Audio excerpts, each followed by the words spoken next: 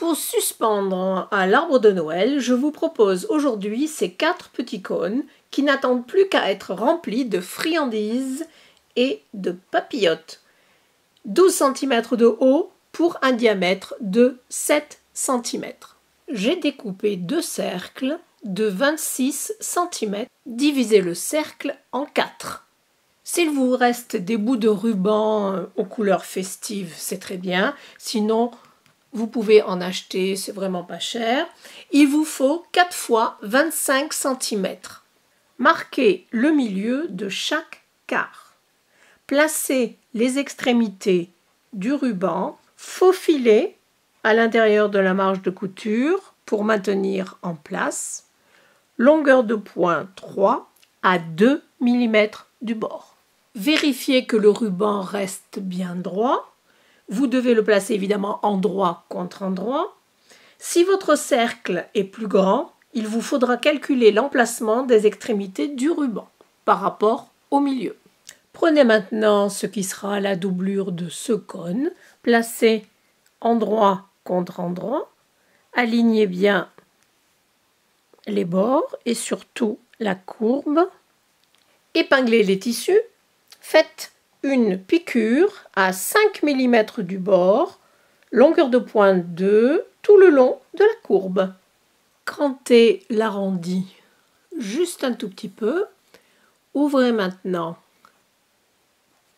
les 2 quarts de cercle. Poussez bien l'anse à l'intérieur. Faites correspondre les 2 côtés de la couture, aussi précisément que possible, ainsi que les pointes de chaque côté. Épinglez comme ceci.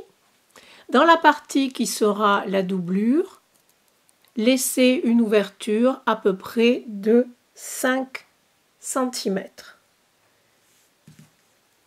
Ensuite, coupez légèrement un tout petit peu les pointes et retournez sur l'endroit par l'ouverture.